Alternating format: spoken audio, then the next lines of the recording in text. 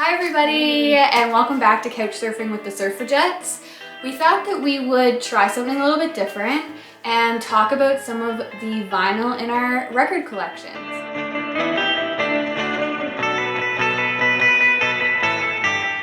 We kind of get the idea that there's a lot of music fans on here, a lot of vinyl collectors, so we thought it might be kind of fun to talk about some of our favorites and some of our influences. Yeah, and then we realized we haven't really talked about our own vinyl, Surfagettes vinyl, that is available. So yeah, you can get these at hightiderecordings.com. We will link that below. But yeah, we have some 45s on the market, and they're cool colors. Yeah. This one is a yellow vinyl. And that's the first release of that one. Yeah. And this is Party Line, and this was the first release of Party Line. This was on blue, and I believe now the run that it's at, it's pink. Yes. Which is personally my favorite. So if you like colors, go buy our records. So we went through our vinyl collection and we picked out a couple of records that we really love. This one, anyone who knows me will know that I'm a giant Led Zeppelin fan. And so this album, Led Zeppelin 4, or Untitled, or The Symbols, however you refer to it, this album is the reason why I played the guitar and love music.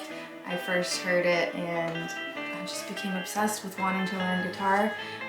Obviously it has Stairway to Heaven on it, Black Dog, Rock and Roll, Going to California, When the Levee Breaks. Yeah, I could sit and list every song on every Led Zeppelin album. I did, as a kid, have this poster hanging in my room, so I'm sure a lot of people did.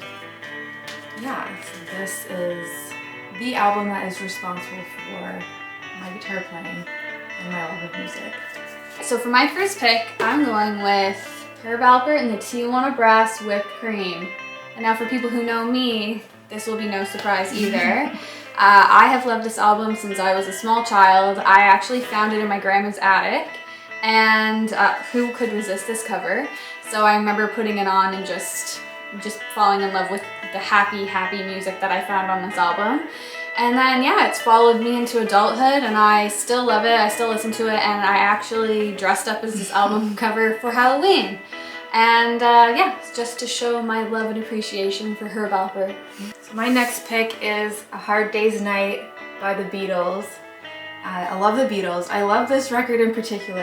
It was one of my dad's records, and I don't know, I guess we can do a close-up of it, but either my dad or one of his siblings wrote on the back like little captions that each of really them are saying, like, oh, forgot my false teeth, and I think I'm gonna faint, and then the sky is falling. I don't know, I just love finding old records with little scribbles on it from the people who used to own it.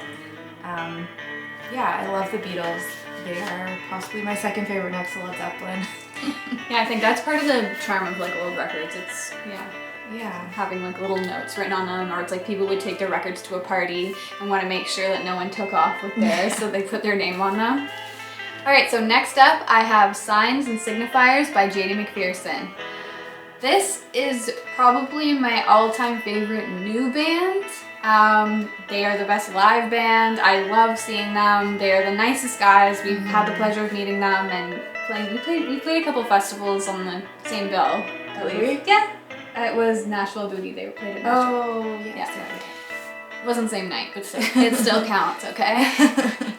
But yeah, I just remember hearing this album for the first time and being blown away, and I have not stopped listening to them since, and I was really excited to get this on vinyl. Yeah. It just nothing compares to that good old wax. And my third and final pick is this classic, Surfin' with the Astronauts.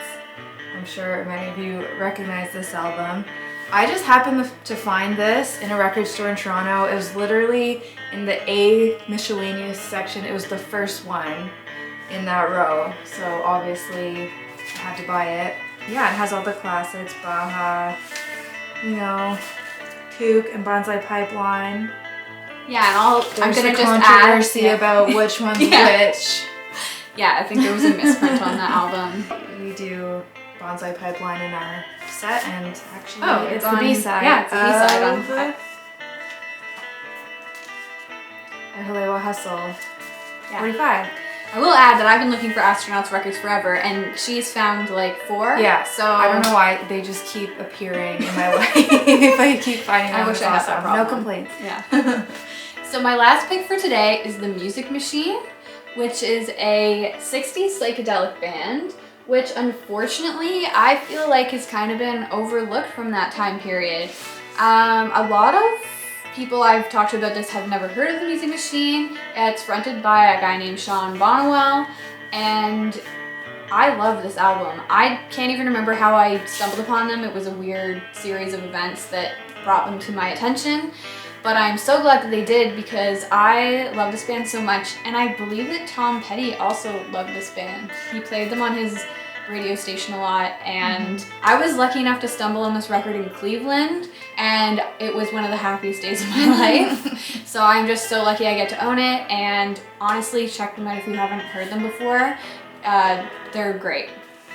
Thanks for tuning in. That was a couple of our favorite records from our collection. Comment below what are some of your favorite records, and do you have any recommendations for us? Or Yeah, I love discovering new music, so don't hesitate to let us know what some of your favorite albums are.